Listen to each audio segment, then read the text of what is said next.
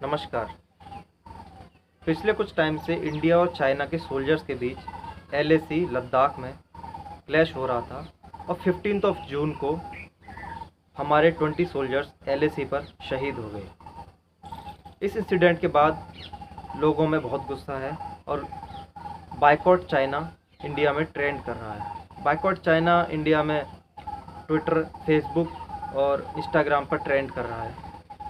लोग Chinese items को तोड़ रहे हैं, जला रहे हैं और आगे से ना यूज़ करने की बात कह रहे हैं। लेकिन क्या ये सब करने से चाइनीज़ आइटम्स इंडिया में आने बंद हो जाएंगे या वो बिकने बंद हो जाएंगे?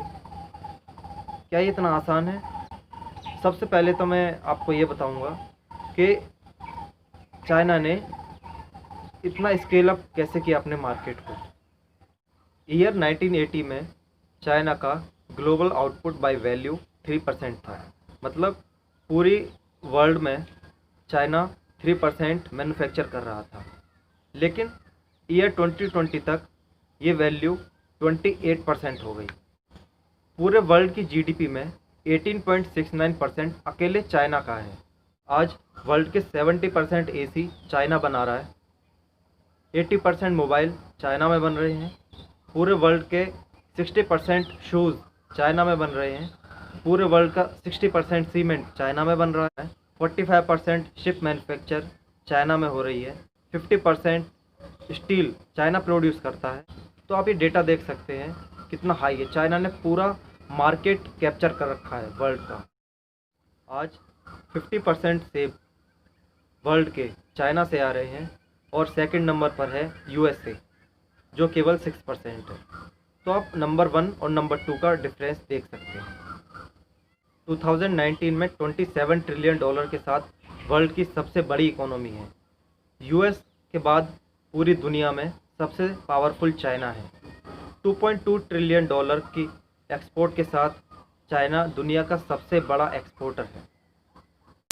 चाइना सिर्फ सस्ते आइटम्स नहीं बनाता, 60% most branded luxury items China में बनते हैं।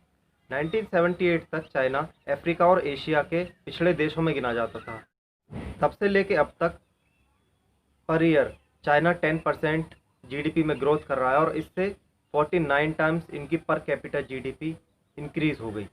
1978 में चाइना की पर कैपिटा जीडीपी $155 थी और 2014 तक ये बढ़ के $7600 हो गई। चाइना में चाइनीज़ गवर्नमेंट ने 800 मिलियन पीपल्स को गरीबी रेखा के ऊपर उठाया है पिछले 25 सालों में। अब मैं आपको बताने जा रहा हूँ कि चाइना इतना सक्सेसफुल कैसे हुआ। चाइना बहुत मैसिव प्रोडक्शन करता है। चाइना जिस भी कंट्री में अपने प्रोडक्ट एक्सपोर्ट करता है, वहाँ के प्राइसेस से बहुत कम प्राइसेस पर अपने सामान बेचता है, जिससे उस कंट्री के प्राइसेस लॉस में आ जाते हैं और उस पैसे से चाइना अपने प्रोडक्ट्स के लिए और स्केल अप करता है। नेक्स्ट पॉइंट है competitive pricing and reverse manufacturing. China में लोग रिवर्स मैन्युफैक्चरिंग में बहुत एक्सपर्ट हैं। जो भी टेक्नोलॉजी मार्केट में नहीं आती है, ये उसका क्लोन बना लेते हैं। उस टेक्नोलॉजी को चुरा के उसका डुप्लीकेट तैयार कर लेते हैं और मार्केट में बेचते हैं। इससे फ़ायदा क्या होता है? इनकी इनोवेशन कॉस्ट बच जाती है, उससे इसकी R&D कॉस्ट बच जाती है और इससे IPR प्रॉब्लम भी नहीं आती। नेक्स्ट पॉइंट आता है स्टेबिलिटी। जैसे हमारे यहाँ हर 5 साल बाद इलेक्शन होते हैं कंट्री में, लेकिन चाइना में ऐसा नहीं है। कोई भी मल्टीनेशनल कंपनी का क्लाइंट अगर चाइना में आता है तो उसे पता है यहाँ एश्योरेंस है, गवर्नमेंट स्टेबल है, इंफ्रास्ट्रक्चर स्टेबल है, पावर कट की कोई प्रॉब्लम नहीं, फ्लडिंग इशू नहीं, प्लम्बिंग इश्यूज़ नहीं। ग्लोबल पार्टनर्स के लिए चाइना ज़्यादा स्टेबल नज़र आता है बाकी कंट्रीज़ की कंपैरिजन में। अब नेक्स्ट पॉइंट ये आता है government and industry partnership. China में कॉरपोरेट सेक्टर और गवर्नमेंट मिलकर काम करते हैं। कॉरपोरेट सेक्टर को बढ़ाने के लिए चाइनीज़ गवर्नमेंट खुद दूसरी कंट्रीज़ में जाती है, एक स्ट्रेटजी पे काम करते हैं। ये मोस्टली उन कंट्रीज़ को टारगेट करते हैं जो पुअर कंट्रीज़ हैं, जैसे अफ्रीकन कंट्रीज़, पाकिस्तान, श्रीलंका। ये उन कंट्रीज़ को पहले तो लोन देते हैं, लेकिन जब वो लोन नहीं चुका पाते तो उन कंट्रीज़ में अपना इंफ्रास्ट्रक्चर बिल्ड करके वहाँ पैसा कमाते हैं। चाइना अपने प्रोडक्ट इतने लार्ज स्केल पर एक्सपोर्ट करता है कि लगभग हर कंट्री में चाइनीज़ आइटम्स मिल जाएंगे। लेकिन बाहर के आइटम्स चाइना अपनी कंट्रीज़ में एंटर ही नहीं करने देता।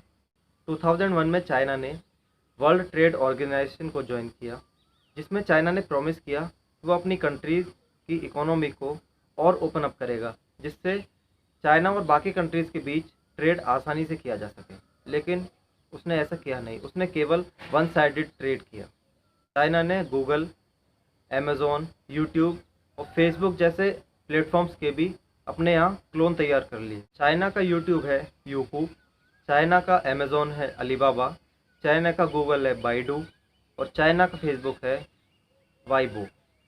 Indian engineer, innovator and education reformist Sonam Wangchuk, जो educational and cultural movement of Ladakh के फाउंडिंग डायरेक्टर भी हैं, उन्होंने चाइना को लेकर एक बात कही है। If we keep appeasing China because of our addiction to trade with it and overlook everything else, my simple tribal mind says that we might even be repeating history. How in the late 1930s, the British government led by Chamberlain kept appeasing Hitler and giving in to its demands, finally led to the Second World War. If we continue on the same path, we might either be leading the world to a third world war or a world dominated and colonized by China. Let me help you understand further what our addiction to trade with China can land us into. Here's a story of Indian monkey trap.